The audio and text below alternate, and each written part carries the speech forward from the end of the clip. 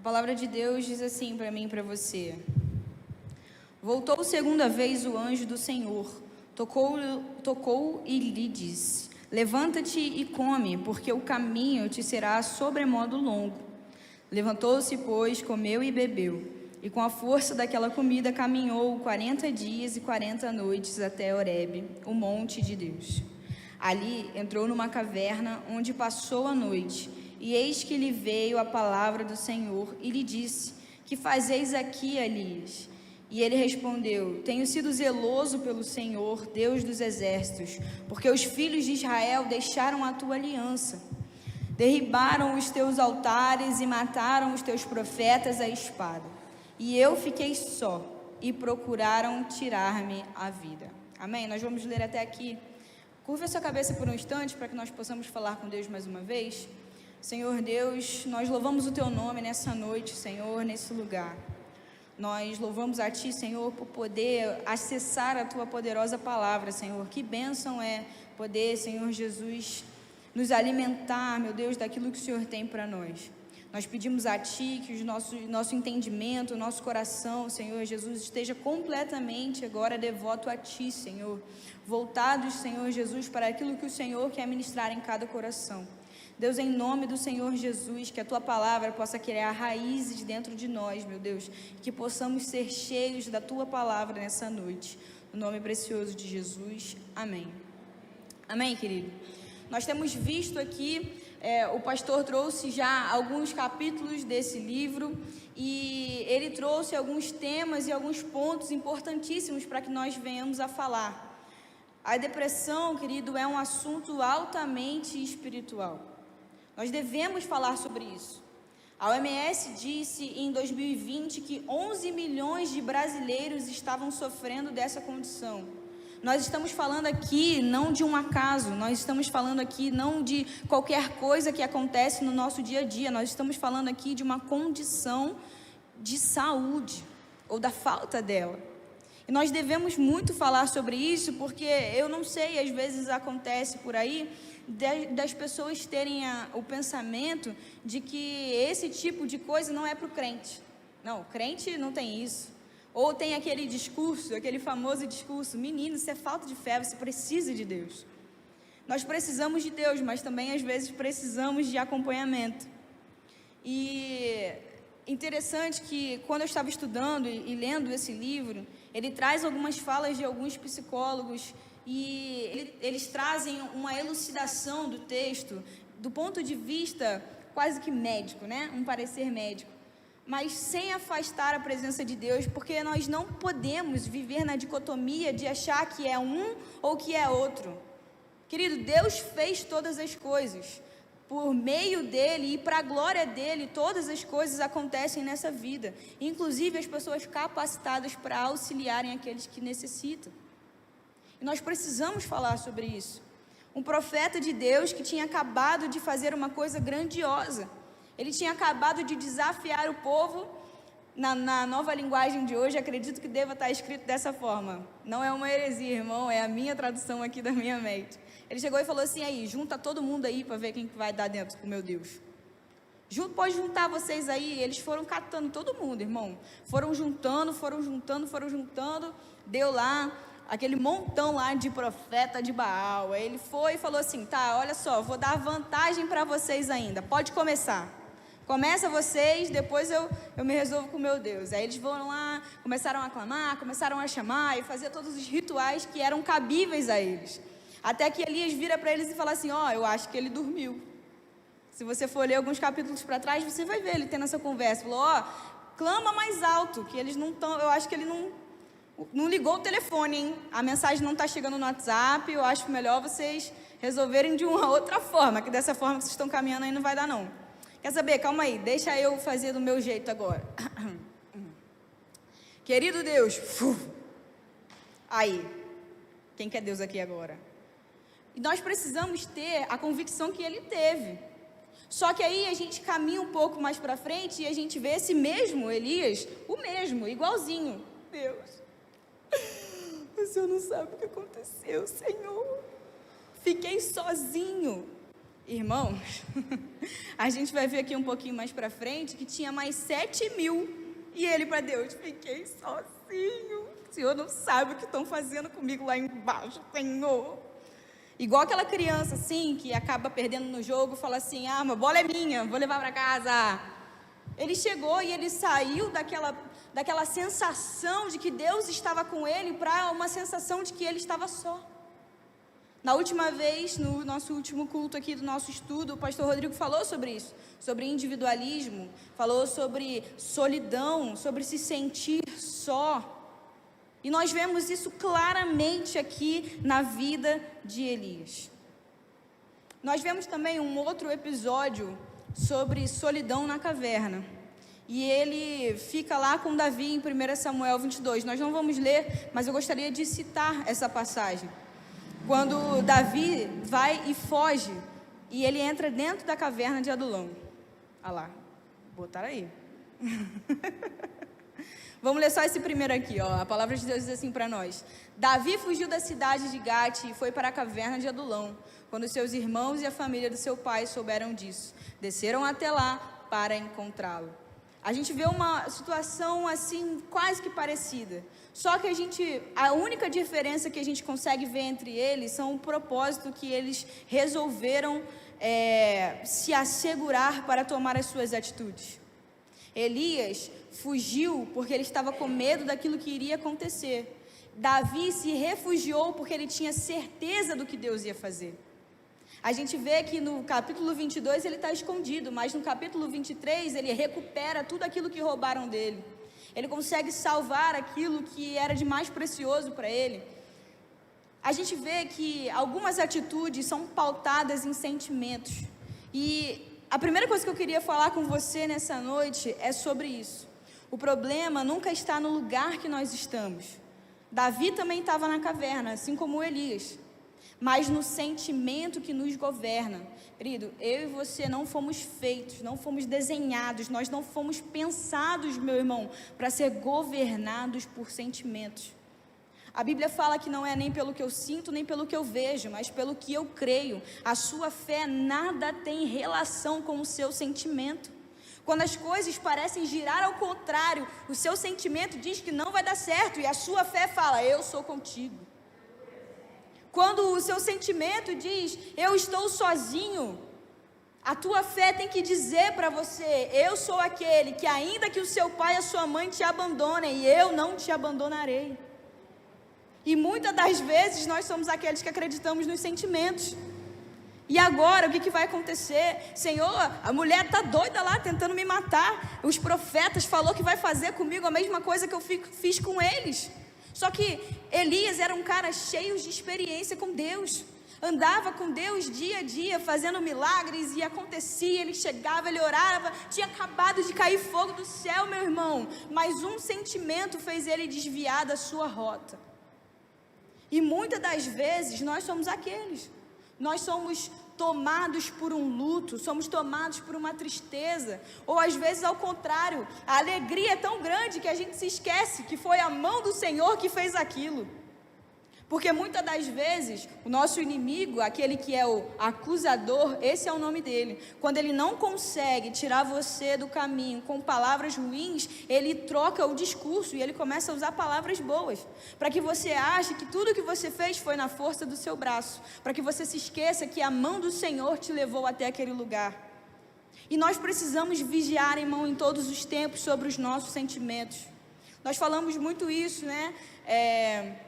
O pastor Enéas está aí, e eu aposto que ele fala isso com os clientes dele também. Só um minutinho.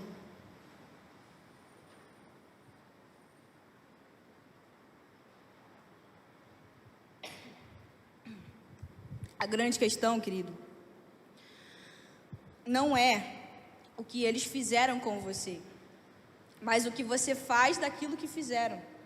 A grande questão não é a situação em si, mas o poder que você dá na mão dela. A gente encontra um Elias abatido, um Elias meio cá, meio lá, choroso com Deus, um Elias sem muita convicção daquilo que iria acontecer. no momento que ele saísse daquela caverna. E quantas das vezes eu e você estamos nessa situação? Nós não temos caverna para entrar, mas às vezes é aquele dia que a gente não quer sair do nosso quarto, aquele dia que a gente não quer levantar, aquele dia que a gente fala assim, hoje eu não estou boa. Alguém veio falar com você e você fala assim, hoje eu não estou boa. Muitas das vezes, nós somos essas pessoas. Abrimos mão de governar sobre os nossos sentimentos e somos dominados por eles. Às vezes, você é aquela pessoa, irmão, que há tanto tempo carrega um sentimento de raiva. Há quanto tempo você carrega um sentimento de tristeza?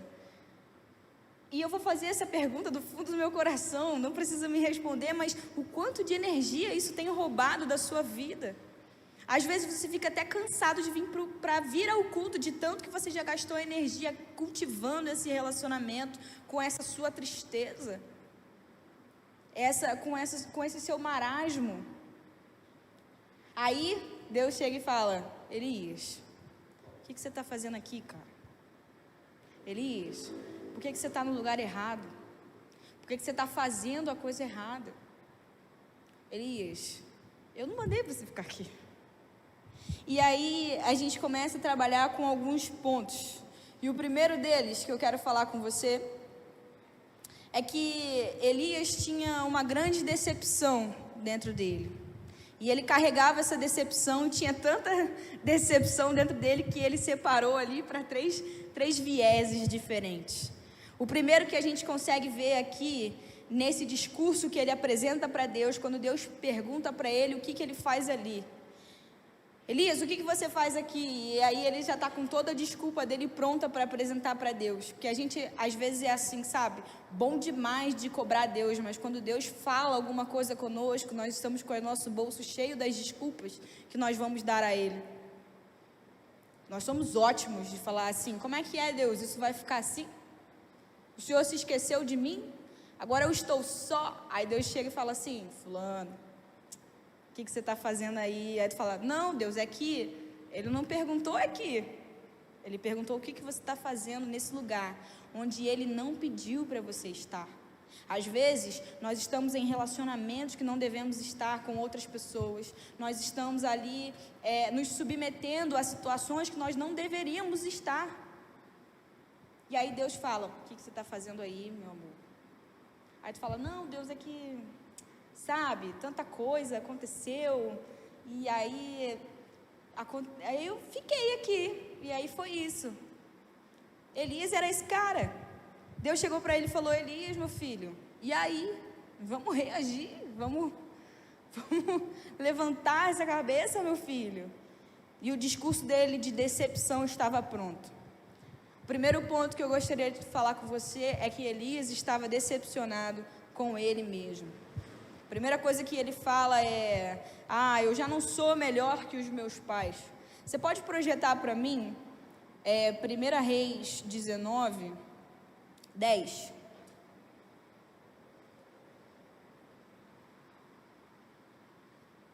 Nós vamos olhar alguma dessas frases aí.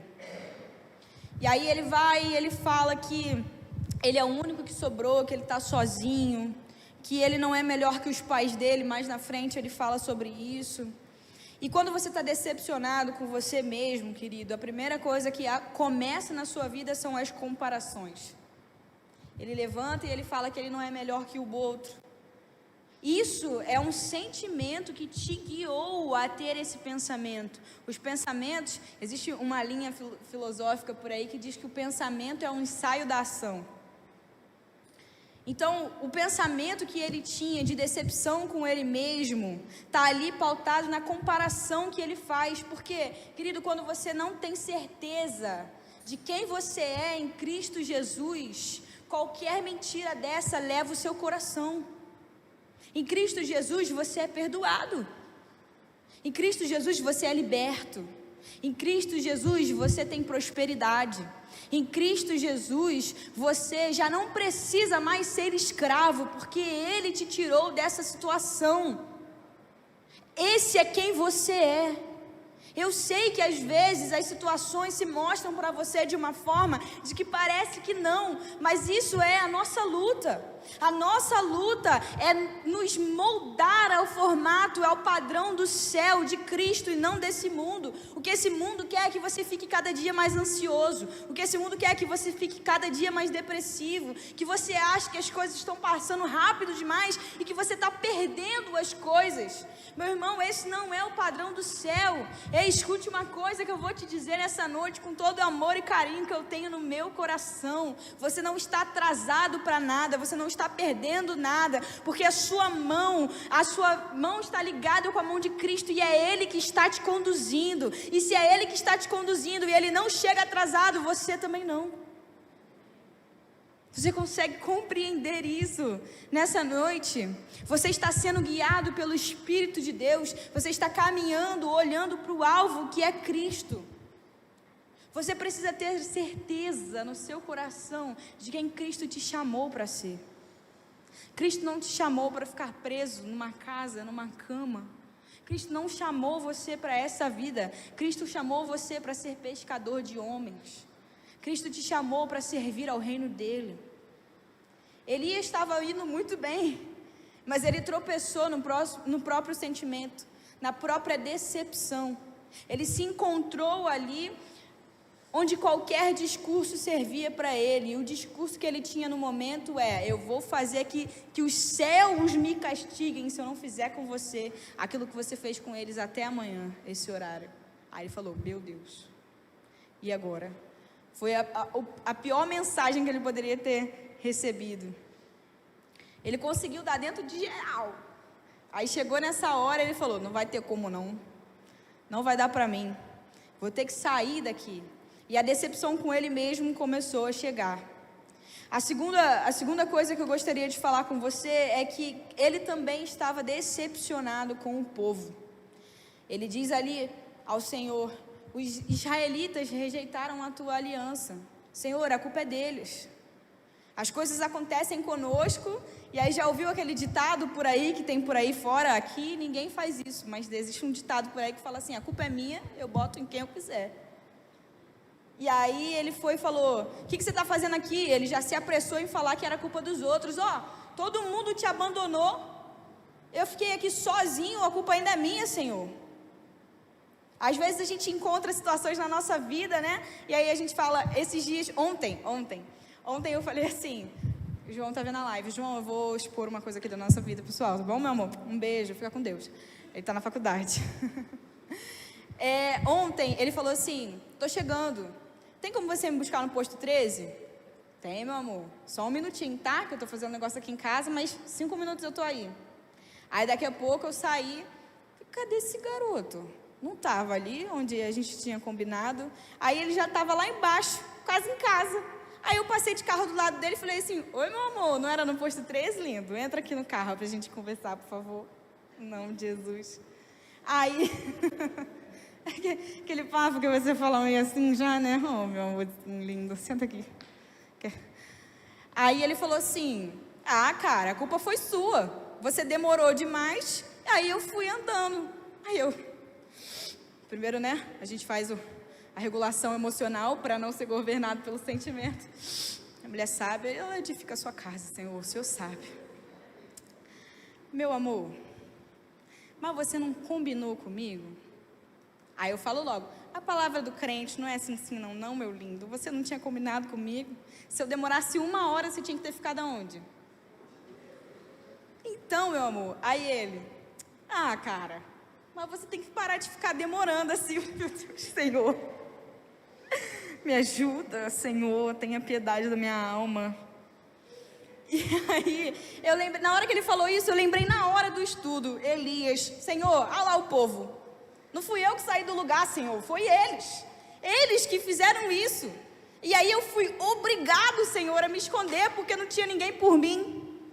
Aí Deus, com toda a sua sabedoria, sabe, né, o que fala, porque se fosse já com a gente já falava como: mas meu amor, não foi o combinado. O combinado não era você ficar lá e fazer o fogo cair e o negócio. E aí Elias: não, Senhor, mas demorou. Mas às vezes a gente tem uns combinados com Deus que são o quê? As nossas promessas que Ele mesmo deixou. Meu irmão, abre isso aqui e você vai ver tanta promessa, ainda que você não veja com seus olhos naturais, mas no mundo espiritual, a promessa de Deus nunca falha, nunca se atrasa, a promessa de Deus não volta atrás. Ele não é aquele que mente, Ele combina com você e Ele não sai do lugar, Ele combina com você e Ele fica até o final, porque a palavra dEle é uma só sobre nós. Nós temos saúde, eu e minha casa serviremos ao Senhor, nós somos libertos, nós não somos mais escravos. Essa é a palavra que Ele tem para nós. Ah, Jéssica, mas não parece que está assim, você não sabe o que eu estou vivendo, você também não sabe o que eu estou vivendo, mas a minha declaração é: eu e minha casa serviremos ao Senhor. A minha declaração é: não sou mais escravo. A minha declaração é: a minha família, a minha geração, os meus descendentes estarão na casa do Senhor, todos os meus dias serão gastos a Ti. Porque tudo aquilo que nós vivemos do lado de fora não pode contaminar aquilo que acontece do lado de dentro. Irmão, o mundo do lado de fora pode estar de cabeça para baixo, o seu coração tem que permanecer em Cristo. Não existe outra oportunidade, não existe um outro momento para que nós estejamos firmados em Cristo do que esse tempo. É agora, é esse momento. Não é quando tudo ficar bem. No céu você não vai precisar de fé, você já vai estar no céu. No céu já não vai mais precisar. A oportunidade que você tem de louvar o nome dEle, enquanto todas as coisas parecem contrárias, é agora, meu irmão. Não seja abatido pelo sentimento, pela decepção. Não seja coagido por aquilo que o mundo quer que você pense ou acredita, mas fique firme na promessa do Senhor. Porque a decepção faz você procurar os culpados. E como eu disse para você, geralmente o culpado é sempre a outra pessoa, nunca é conosco. A decepção de Elias foi com o seu povo, meu amigo, porque não tem como você ficar triste com o seu inimigo. Do seu inimigo você espera o pior de todos, mas você não espera isso das pessoas que estão do seu lado. E é assim que pequenas ações vão acontecendo para minar o seu coração, a sua saúde mental. A gente precisa aprender a separar aquilo que é do outro e aquilo que é nosso. Quando a gente cria muita expectativa com outra pessoa, ela não tem obrigação nenhuma, meu irmão, de responder à expectativa que você criou. Veja bem, a expectativa é completamente sua. Não é obrigação de ninguém responder aquilo que você mesmo desenhou, você mesmo criou. E muitas das vezes nós nos decepcionamos por causa disso. Um outro fator que nos leva a nos decepcionar com as outras pessoas é esquecer que eu e você também falhamos. A gente fala: eu não acredito que fulano teve coragem de fazer isso comigo. Meu irmão, faça uma busca interior. Nas situações onde você foi o vilão, que às vezes, nós somos os heróis e às vezes nós somos os vilões. Depende de como a história é contada, depende de quem está contando a história. E nós temos esse olhar de decepção para o outro, porque nós esquecemos que nós somos aqueles que também podemos falhar. Nós somos humanos, irmãos. O único que não falha é Cristo Jesus. O terceiro ponto que eu queria dizer com você, para que nós possamos concluir, é que Elias também estava decepcionado com Deus. E eu faço essa pergunta para você nessa noite. Você já passou por alguma situação que você ficou chateado com Deus? Uma situação onde você achou que por 1/1000 de segundo você pensou: não acredito que Deus deixou isso acontecer comigo. Aí depois você mesmo, a gente prega para a nossa própria alma. A gente fala assim: não, que é isso, Deus é soberano, poderoso, aleluia, glória a Deus. Mas antes disso, por que Deus me abandonou? Por que Deus deixou isso acontecer comigo? Às vezes, querido,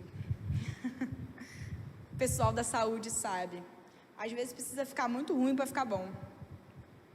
Às vezes tem que piorar para melhorar. Vamos falar do meu amigo Jó? Conhece a história desse cara? Você lembra da história dele, como foi? Inclusive, o autor do livro cita esse nome. A gente consegue ver muito clara a mão de Deus sobre essa situação, onde nada daquilo que acontece com ele, de fato, define quem ele é e a relação que ele tem com Jesus. A relação que ele tem com os céus, com Deus. A decepção ali não era uma opção. E aí, eu pergunto para você, mesmo com esse discurso, onde ele diz para Deus, eu tenho sido muito zeloso. Deus, eu tenho trabalhado tanto. Deus, eu tenho me esforçado tanto. São sinais, querido, de decepção com Deus. Desculpe te dizer isso, mas são sinais de decepção com Deus. Às vezes a gente não nomeia as coisas. E ele diz isso, ele mostra pra gente que foi ali que autodesencadeou a situação de Elias. Ele se sentia um fracasso, ele se sentia sozinho, ele se sentia decepcionado. E aí começa a vir o quê? A raiva, né, meu amigo? A raiva de que as coisas não deram certo, ou que elas não saíram como você planejou na sua mente. E a raiva traz consigo também oportunidades de descontar.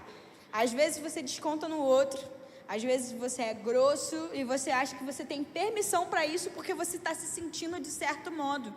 Às vezes fala assim, não, eu estou assim porque, você sabe, eu estava muito chateado, eu estava com muita raiva, mas isso ainda não te dá o direito de tratar a outra pessoa dessa forma. E às vezes as pessoas que estão nessa situação, onde elas não conseguem abrir os seus olhos para aquilo que elas mesmas estão vivendo, elas começam a sair descontando. E é pior ainda quando elas descontam em si própria. Tem uma amiga minha que eu sempre falo com ela muda muito de cabelo. E aí eu falo com ela assim, meu amor, mudou de cabelo de novo, o que houve? Eu tava com raiva, eu tava frustrada. Psicólogo não, né? Ela, não, cabeleireiro, eu acho melhor, vou mudar meu cabelo, vou mudar meu visual, e as coisas, vai acontecer uma nova vida pra mim. Eu falei, meu amor, você só pintou o cabelo de loiro, ninguém saiu da sua vida, ninguém entrou, você só mudou o cabelo. Às vezes a gente coloca expectativa em coisas assim, né? A gente acha que porque a gente mudou o nosso cabelo, tudo vai mudar. Só que essa é a parte legal. A gente ainda precisa falar da parte ruim.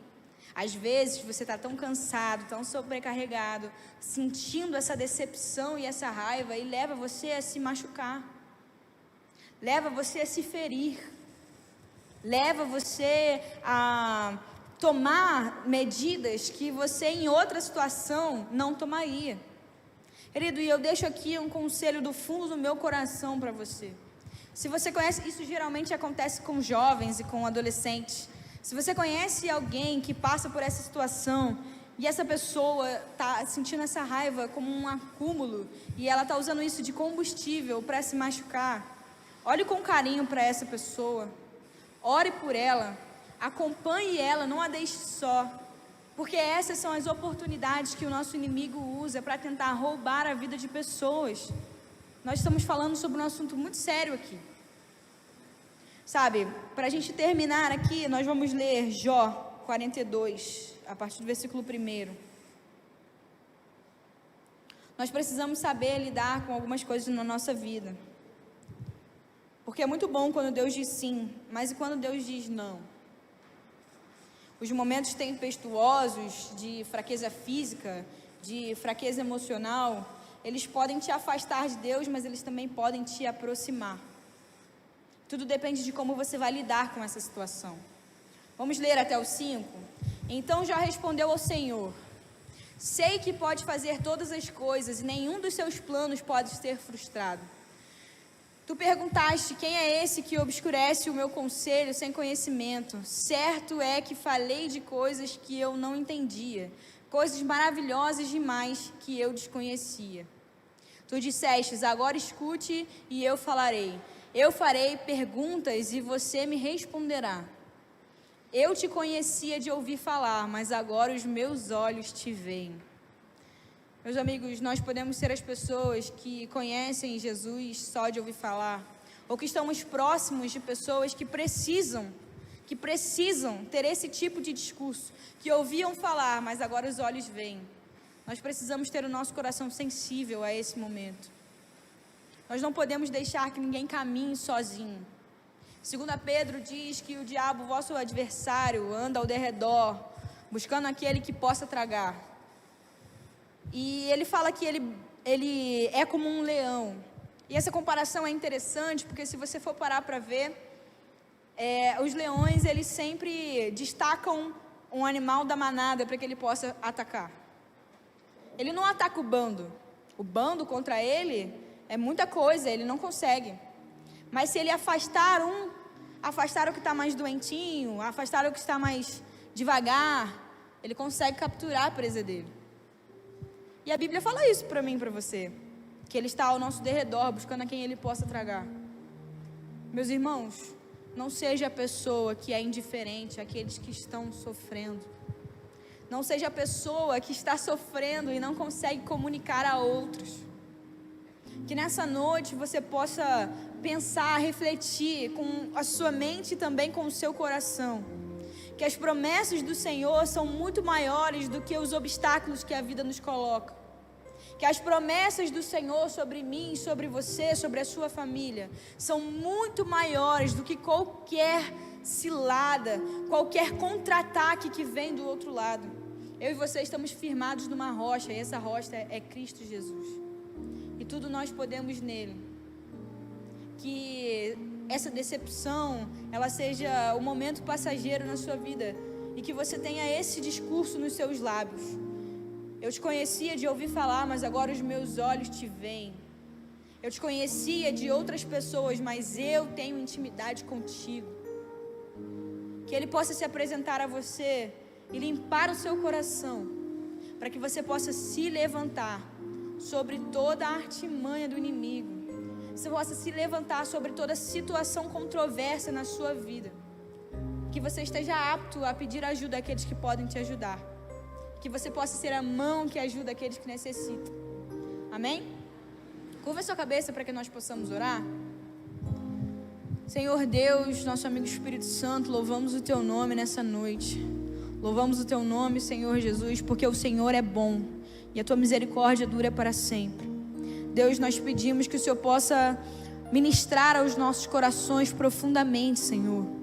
Que a nossa ótica sobre o próximo e que a nossa ótica sobre o Senhor seja transformada, meu Deus. Que nós possamos olhar com zelo e com carinho. Que nós possamos, meu Deus, ser instrumentos da Tua glória nessa terra e fazer a diferença na vida daqueles que assim precisam.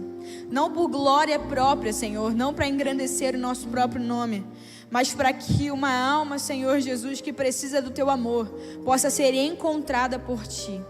Senhor, nós te agradecemos pelo privilégio, meu Deus, de fazer parte da Tua obra, de saber que o Senhor conta conosco e que o céu, Senhor, não é individualista, meu Deus, mas conta com o amor dos irmãos.